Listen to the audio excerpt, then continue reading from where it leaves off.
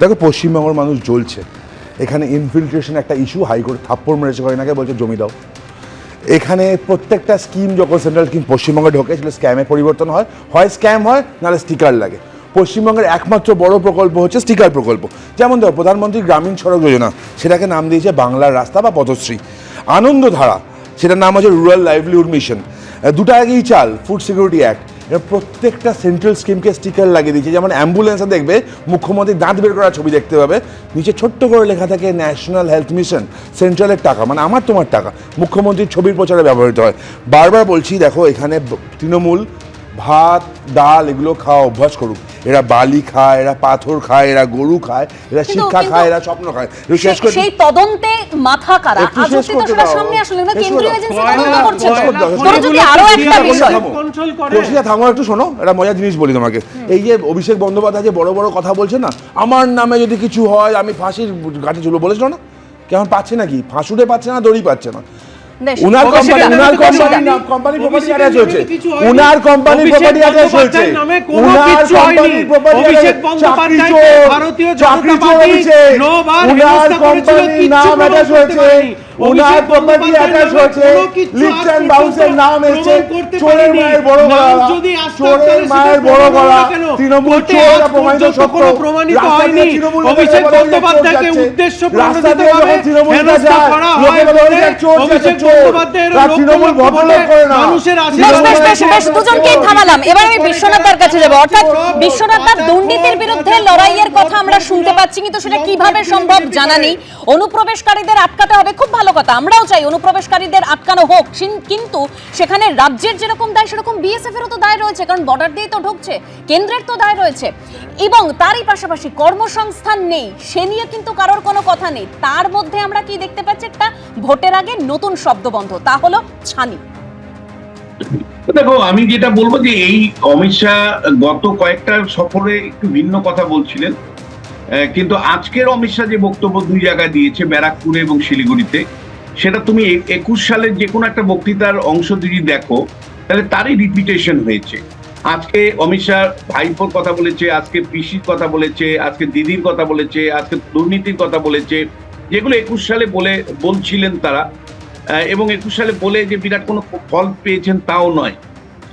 তোমাকে আমি বলতে চাই যে বিরোধী দল থেকে যখন শাসক হয়ে উঠতে হবে তখন আমার মনে হয় নরেন্দ্র মোদীর অ্যাপ্রোচটা অনেক বেশি রিলায়েবল।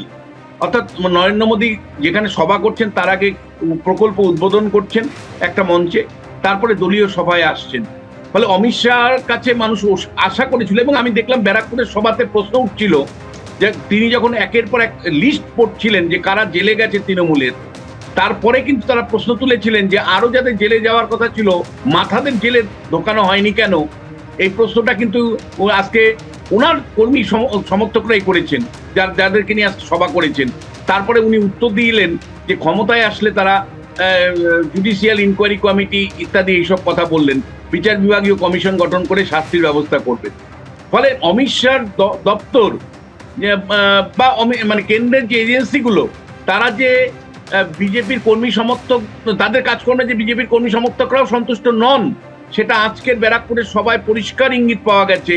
অমিত শাহ যখন লিস্ট করছিলেন যে কারা কারা অ্যারেস্ট হয়েছে, কেন আরো প্রভাবশালীরা অ্যারেস্ট হয়নি, এই প্রশ্নটা কিন্তু একদম সবার থেকেই উঠেছে। তখন তিনি ধামাচাপা দেওয়ার জন্য বলেছেন যে ক্ষমতায় আসবো আমরা, এবং ক্ষমতায় এসে আমরা বিচার বিভাগীয় কমিশন করে শাস্তির ব্যবস্থা করব।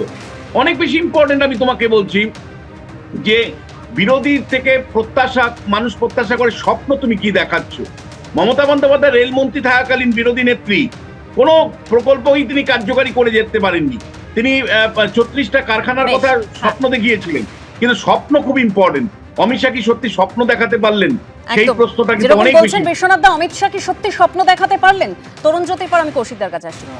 আমি জানি না বিশ্বনাথ দা ওখানে প্রেসিডেন্ট থেকে বলেছেন কিনা, এগুলো শুনেছেন আলাদা করে। দেখো 12 লক্ষ কোটি টাকার প্রকল্প ইতিমধ্যে ঘোষণা হয়েছে। কয়েকদিন আগে মোদি যখন এসছেন 12টা নতুন রেল পশ্চিমবঙ্গের জন্য এসছে, একের পর এক প্রকল্পগুলো পশ্চিমবঙ্গ যখন আসছে, রাস্তা উন্নয়নটা মেন একটা ইস্যু।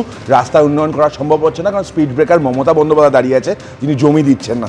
তুমি বিএসএফ নিয়ে যখন প্রশ্ন করছো, অবভিয়াসলি বিএসএফের দায় আমি পুরোটা দিতাম, তোমার সাথে একই সাথে বলতাম যদি মমতা বন্দ্যোপাধ্যায় জমিটা দিয়ে দিত। আবার বলছি, এই রাজ্যের উন্নয়নের মেন স্পিড ব্রেকারের নাম মমতা বন্দ্যোপাধ্যায়। অনেক কটা বিষয়ে তদন্ত আছে যেটা স্টেট পুলিশ ইচ্ছা করে করছে না, স্টেট পুলিশ ইচ্ছা করে ঝুলিয়ে রেখেছে।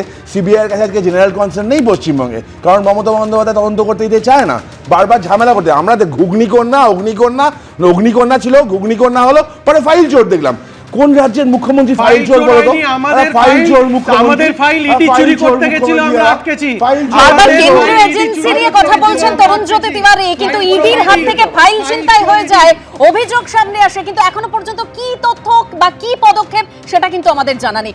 এবিপি আনন্দ, এগিয়ে থাকে, এগিয়ে রাখে।